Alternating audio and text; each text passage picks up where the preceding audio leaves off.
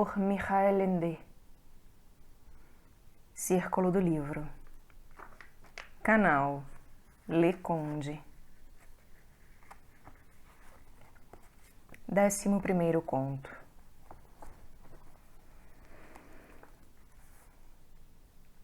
O interior de um rosto com os olhos fechados. Fora isso, mais nada. A escuridão. Vazio. Voltar. Voltar para onde? Não sei mais. Quem? Eu? Estou morto de saudades. Lembre-se, para lá, de onde vim um dia, para casa. Você tem uma pátria? Você é filho dele? Quem está perguntando? Quem está respondendo? Nesse momento, os olhos estão abertos, mas só existe a escuridão e o vazio. Por isso mesmo é que as pessoas pensam que eu fiz essa viagem infinita. Essa viagem que me custou tudo o que consegui amealhar durante todos esses anos. Lutei por ela. Sofri por ela. Tudo que trago no corpo, com exceção dos farrapos. Por isso me arrastei através dos desertos e pelas montanhas, com calor ou frio. Tive fome, sede e suportei a febre dos pântanos. Por isso me feri nos arames farpados e fugi pelos telhados como um presidiário fugitivo. O que eu esperava? Chegar em casa. Agora eis aí somente essa escuridão e esse vazio.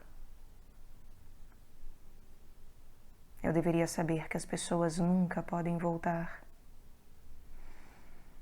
Não sou mais quem era e, por isso, nada mais é como era.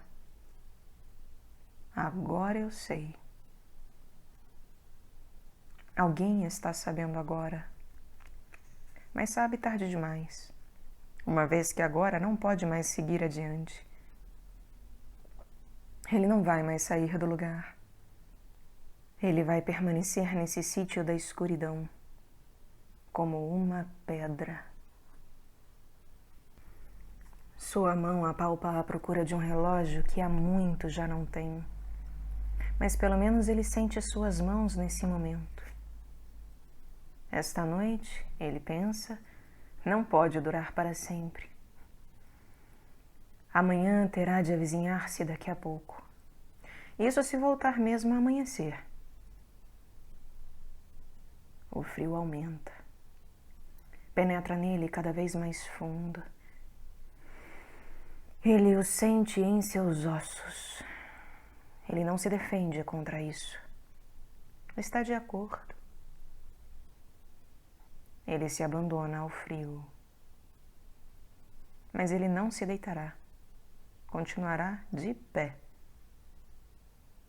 Ele espera. Portanto, é claro, pensa ele depois de um longo tempo, é claro que o dia vai raiar. E enquanto ele pensa, compreende que ele mesmo é quem deverá criar o mundo à sua volta para que ele esteja ali. Na orla do bosque, do outro lado do rio, surge uma listra clara no céu, verde clara, sobre a qual se estende uma nuvem pesada e escura como tinta desbotada. Nenhum canto de pássaro, nenhum ruído, por mais leve que seja. Silêncio mortal. A paisagem está entorpecida. Até mesmo a água do rio está cinzenta e imóvel como chumbo frio. Portanto, Depende dele o que será, o que acontecerá. Embora ele ainda não tenha compreendido o que os seus sentidos percebem.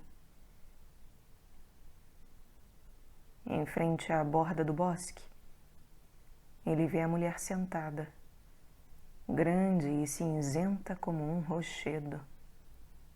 Ela tricota, e tricota sem pausa e sem levantar a vista. Seu olhar perplexo desvia-se para a arcada da ponte de pedra, que se curva sobre o rio ainda imóvel. E nesse momento, ele se assusta e fica com medo. Ali se encontram dois disfarçados, um maior e outro menor, como se tivessem estado ali todo o tempo, com seus mantos longos de coloração marrom escura, as cabeças e rostos enrolados em lenços, as espingardas e cartucheiras jogadas sobre o ombro. Ele não sabe quem são esses dois. No entanto, sabe que eles estão esperando apenas que seu prazo chegue ao fim. Então eles virão pela ponte e incendiarão sua casa. Minha casa, pensa ele. Bem agora tenho de ver finalmente minha casa. Ele a vê. Ela está a alguns passos dele, em campo aberto. Mas ele não a reconhece. Tem certeza de nunca tê-la visto antes. Nada o une a esse prédio. Nem a mais fugaz das recordações, nem a mais tímida das emoções lhe dão a impressão de ter voltado. Ele não a acha bela, nem odiável, somente estranha. Ela se assemelha a um grande pombal. Para ele, ela é inabitável. Ela não lhe diz respeito em nada. Ele tenta apagá-la e colocar uma outra em seu lugar, mas ela continua onde está. Ele tampouco consegue mudar qualquer coisa nela. Ao invés disso, sente que justamente por causa dessa casa será chamado à responsabilidade. Carregou-se de culpa. Pelo visto, uma culpa pesada. Não duvida disso, pois sente seu peso cada vez mais claramente. Que fez ele?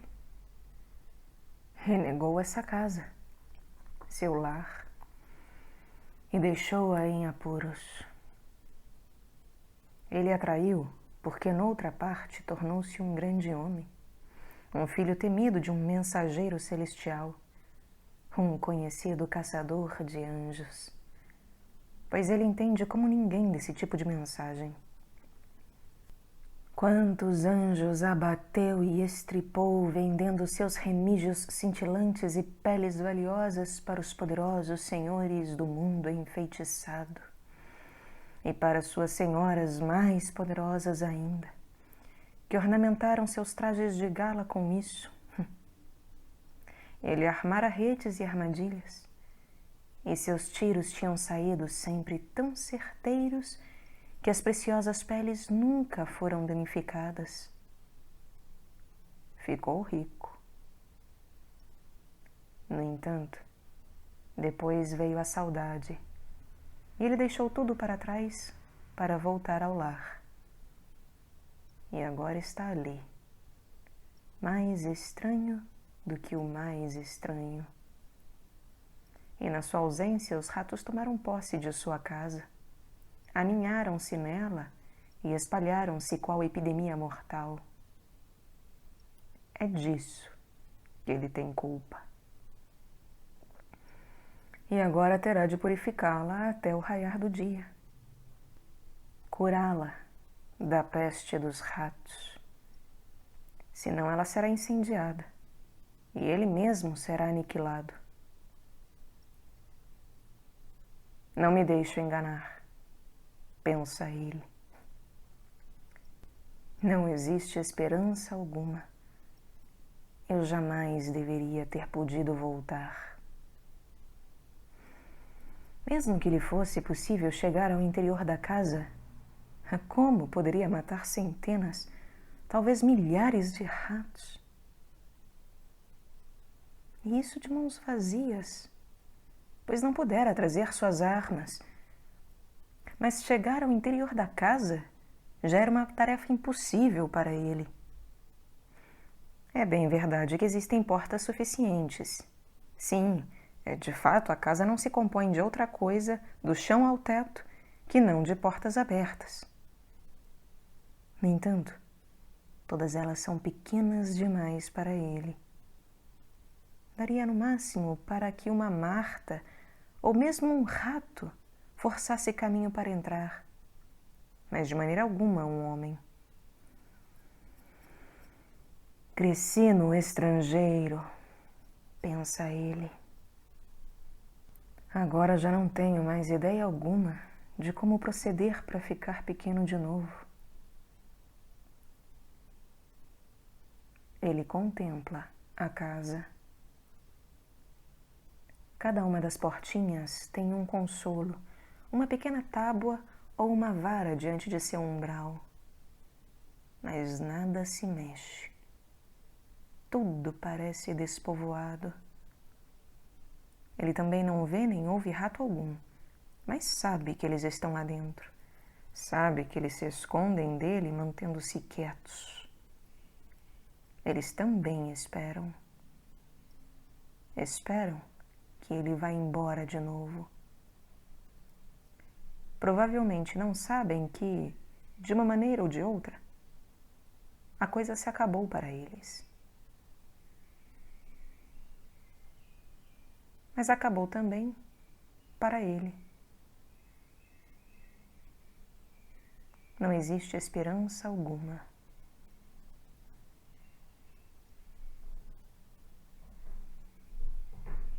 Então ele não tem nenhuma ajuda? Nenhum ser vivo que o socorra?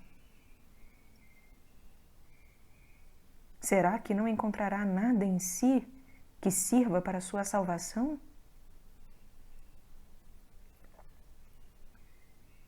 Criaturas do deserto, saídas do deserto de seu coração?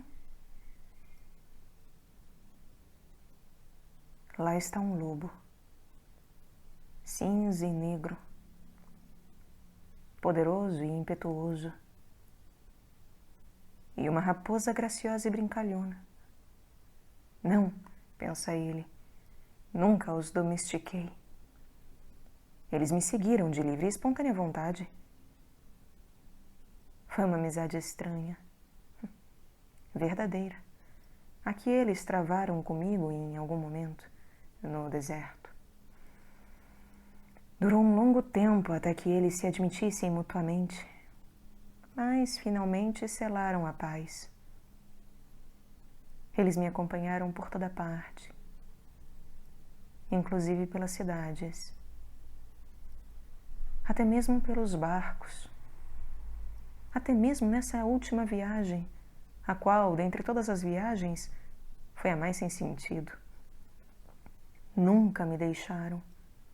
Até mesmo nessa noite resistiram à minha esquerda e à minha direita, fiéis, imóveis como animais de brasão. Mas ele já se arrepende de os ter chamado. O que será deles? Pensa ele, quando executarem a minha sentença. Será que vão prendê-los em jaulas? Será que eles serão acorrentados? Ou serão também exterminados? Mas eles não participaram das minhas coisas ruins. São selvagens, mas inocentes. Preciso afugentá-los enquanto ainda há tempo. Portanto, agora mesmo. Ele pousa as mãos nas peles deles, que são quentes. Inclina-se e sussurra-lhes no ouvido. Ouçam, meus valentes, meus belos. Devemos nos separar. É melhor assim. Vocês devem me deixar sozinho agora. Já não preciso mais de vocês. Vamos. Tratem de dar o fora. Desapareçam. Mas a raposa e o lobo não saem do lugar. É como se fossem estátuas. Ele precisa fazer alguma coisa, algo que nunca fez antes. Dá-lhes pontapés e golpeia-os com os punhos. Eles tentam desviar-se dos golpes, mas não fogem. Fora! Diz ele ofegante, esforçando-se para reprimir um soluço. Fora! Tratem de dar o fora! Eles gemem baixinho a cada pontapé ou soco, mas permanecem ali. Ele trinca os dentes e tenta mais uma vez, e outra e outra. É melhor, pensa ele, que eles percam a confiança para o resto da vida, mas que sejam livres e permaneçam vivos.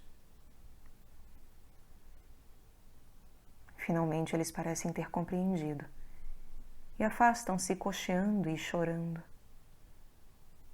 Mas não fogem. Correm em direção à casa, com o pelo da espinha todo eriçado. Ele escuta o lobo rosnar furioso e a raposa uivar. Eles procuram uma entrada, mas nenhuma das portas é grande o bastante, nem mesmo para a raposa. Como que possuído pela raiva, o lobo arranha com ambas as patas uma das aberturas inferiores. Ele investe com toda a sua força contra ela, metendo a cabeça e, nesse momento, fica preso. Não pode entrar nem sair. Solta um uivo, um longo e áspero grito, e apoia-se, e rasga, e comprime. Suas garras escavam a terra.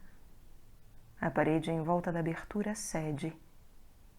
Desmoronam alguns pedaços, e ele consegue soltar a cabeça. A raposa já está em silêncio, e com a velocidade do raio, mete-se lá dentro. No silêncio repentino, o filho de ninguém que retorna ouve seu próprio coração pulsar. Ele ainda não compreende o que os seus animais fazem lá. No entanto, nasce nele uma esperança disparatada contra a qual não pode lutar. Não, pensa ele, não há condições para que isso se realize. Mesmo que a raposa consiga exterminar alguns ratos, de que adianta? O lobo voltou. Abaixa-se ao lado dele e lambe suas patas ensanguentadas. Ouvem-se na casa gemidos desesperados.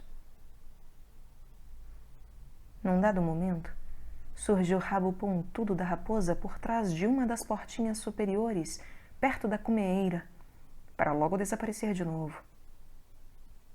Os dois disfarçados na ponte não se mexeram.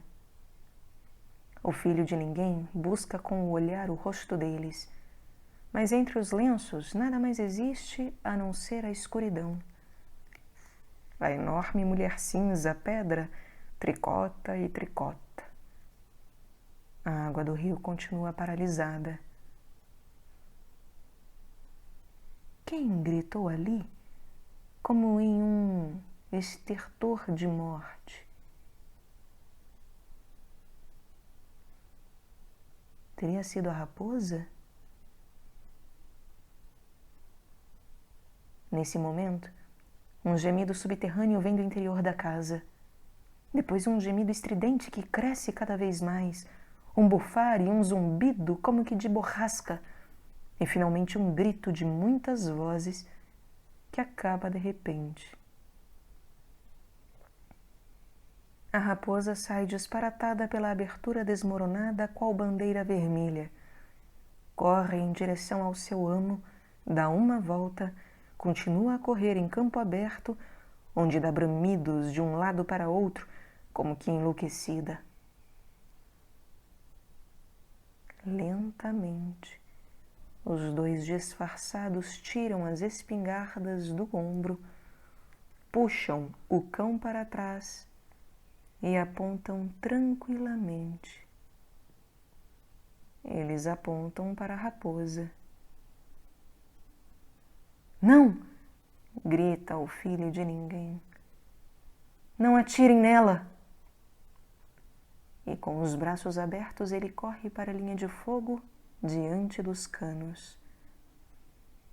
Hesitando, os disfarçados baixam as armas. Ele se vira. A raposa está bem atrás dele, ofegando, de língua para fora, e encara-o de esguela. Seus olhos verdes têm algo de arrogante. Com um golpe de seu focinho, ela vira um pequeno cadáver que jaz entre suas patas. O filho de ninguém recolhe a presa e a contempla.